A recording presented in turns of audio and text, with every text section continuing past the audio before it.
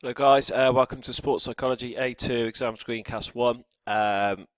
Very similar to history. If you just have a look through the questions, just pause it. If you feel like you know a memory method for it, you can use it. If not, go on to the next slide or wait for it to move on to the next slide. Look at the memory method if there is one. Sometimes it might just be a model, and then your job is to try and translate the information from the middle slide onto the grid, which I'll send you directly after I've done this screencast.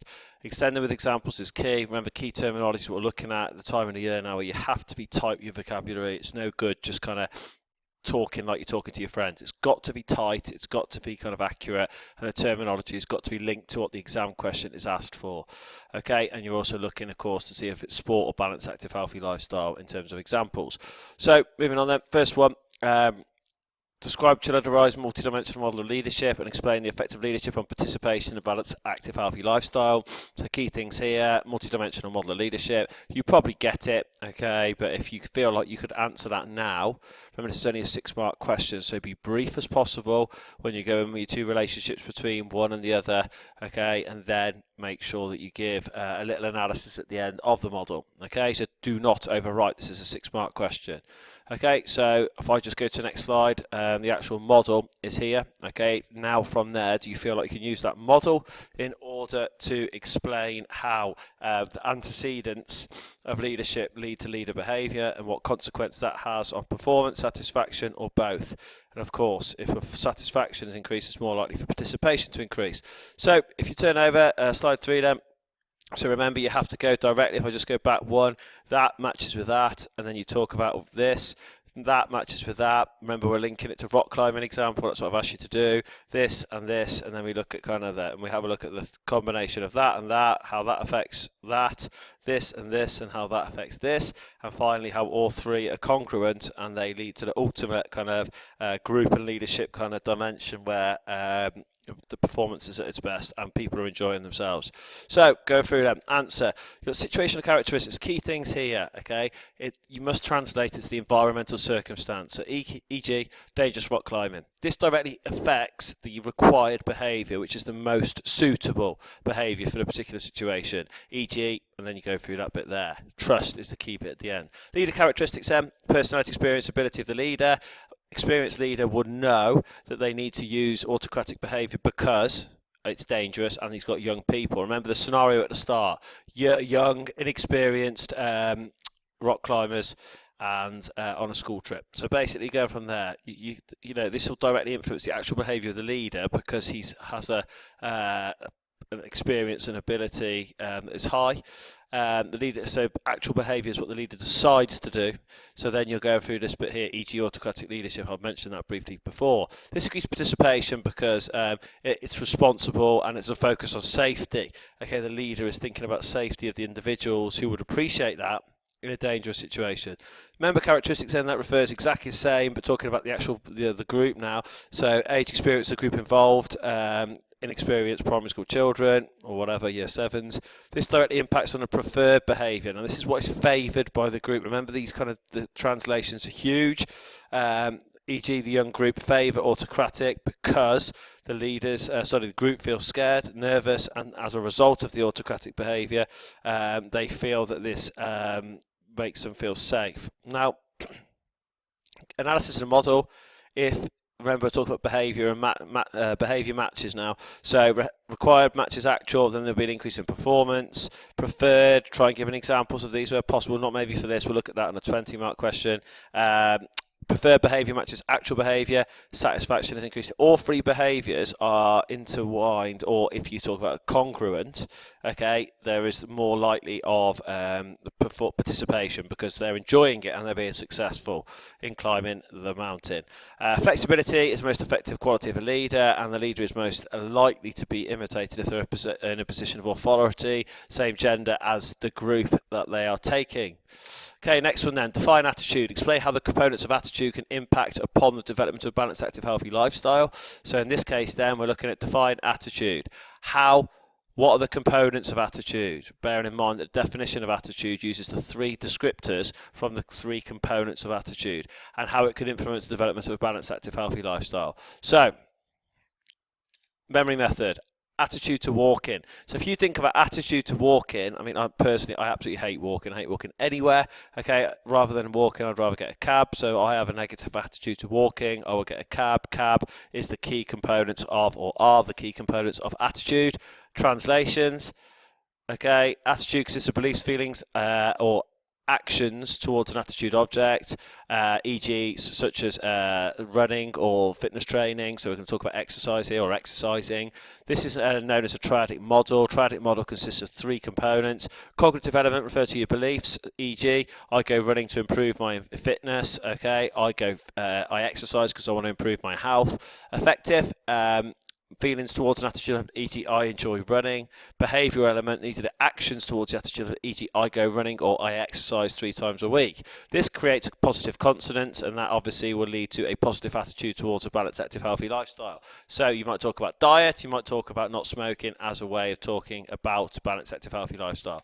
So next one, describe the characteristics of a high need to achieve, and then a performer or personality linked to motivation, and then describe the situational factors that encourage a high natch. So basically what we're saying there then is we know that there's an acronym for this, because remember I said to you that people who are high need to achieve, they don't give a something.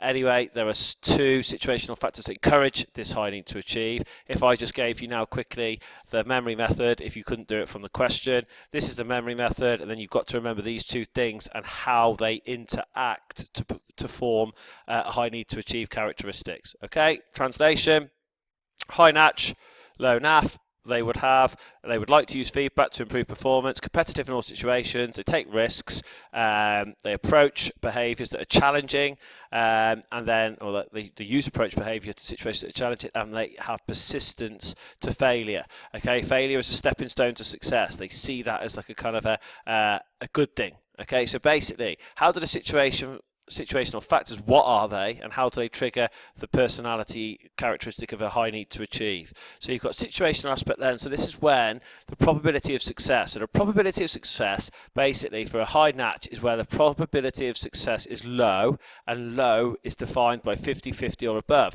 which gives you, when you're successful, a high incentive value, so the feeling, a high incentive feeling or value of success. For example, a need to achieve performer volunteering to take a penalty, 50-50 probability, and therefore when it goes in you feel really good for volunteering and scoring that, which will help motivation and future participation and persistence in a lifestyle or sport. Going on then, double attribution question then. So obviously you won't get it like this in the exam, but I've just kind of put them both together. Describe using sport and examples, or using examples, the 4 types of attribution proposed by Weiner's model. Okay, that's one, and then after that, I cannot play netball, I'm just no good at it. Explain how attribution retraining could be used to encourage a balanced, active, healthy lifestyle. Now, what I'm going to do now, if you read that and you feel like you're not quite sure, remember that the 4 types of attribution are the things on the outside of the box. The box is here, so I've given you some little kind of memory, so it's not actually that much of a help. But remember, it's the things that are located here, here, here, here. These are the things that are the types of attribution, and you go in. So you basically can use one of 2 attributions when you're talking about it. Whenever you're talking about retraining, you're talking about changing. And what you've got to work out is what you're changing. So, 4 types of attribution. Internally, you can talk about, e.g., ability or effort, either of them. I will put both and then go down, work like this. So you basically put internal be ability, effort, external, task difficulty, luck, stable, ability, task difficulty, unstable, effort, luck. Once you've got those, you could then cross out one, or just give the example, like the quote, or the actual, physical, the vocal attribution that somebody would use for success or failure, if you wanted to. Then, the next one, justify the use of attribution retraining. So learned helplessness is the condition where individual feels failure is inevitable. Then you're looking at its concept of attribution retraining. Retraining equals changing reasons for failure to maximise motivation. So attribution for failure from internal stable factors such as ability, I can't play because I'm not very good, I can't dance because I'm rubbish at dancing, and the focus is to retrain or change those attributes of failure to things that are internal and unstable. For example, effort. Okay, effort is the ultimate, the purest mechanism by which attribution retraining can be used, because it's personal, it's individual, it's personal, it's changeable, it's unstable. So therefore, the person has full responsibility or personal responsibility, and because of the personal responsibility in changing their performance, it allows a massive increase in confidence and maybe something to add on top of this: intrinsic motivation and future expectation of success. And kind of, I suppose, consequently or subsequently, as a result of that, you will get an increase in participation in a balanced, active, healthy lifestyle. Okay, moving on then. Factors affecting formation of a cohesive team. So what we're looking for here, what are we looking for? We're looking for two things basically. We're looking for a word in here that's going to give us the number of categories that we're looking for, factors affecting the formation and development of a cohesive team. Which word is it? Can you circle it? Secondly, from that, the four things, you're looking for a 4-word mnemonic that will help you get the names of the categories, and from within that you've got to get 6 points. Team is where you get the most, so 4 equals 4 factors. Leader in team situations. If you can pause now and feel like you can have a go at it, do so. Answer. So leader turns into leadership factors. Leadership style, if it's preferred by the group, it will increase cohesion. So you might have a democratic style preferred by elite performers in individual sport, or it might be an autocratic, whatever, it's up to you. Individual factors, so motivation levels of team is vital. If everyone is not working hard, or if you have a team, there is a danger of social loafing, which is when individual lessens their effort due to being in a team environment. Then you've got team, so team factors refer to kind of shared past team success. So if your team's been successful in the past, you're probably more likely to be cohesive because you know what you did in the past worked. Then you're moving on to kind of shared team goals or common goal, e.g. the team's goal is to press high, is to have a blitz defence, is to win the league. Any common goal that will mean that people are working towards the same style or cohesive strategy. And finally, a team identity. Teams feel a lot more, people feel cohesive if they have an identity. Now, identity can be a style of play, but the most simplistic form is basically, have you got a team kit? Are you all in the same kit? If that's the case, that can really help in terms of cohesion. Finally, the situational factors. I like this one best, to be honest. The situation. If the situation is hostile, e.g. you go to a very hostile crowd, a very hostile ground, a very hostile area to play sport, this can actually help increase cohesion because teams want to pull together in order to overcome the hostile situation. But also the situation can refer to size of group. So if your size of your group is very big, it's harder to be cohesive. A basketball team has got more chance of cohesion because they've got 5 players, whereas a rugby team has got 15 players. So there's a lot more scope for coordination errors in a rugby team than there is a basketball team due to the number of hands the ball may have to coordinate through. Athletes are often described as being in the zone.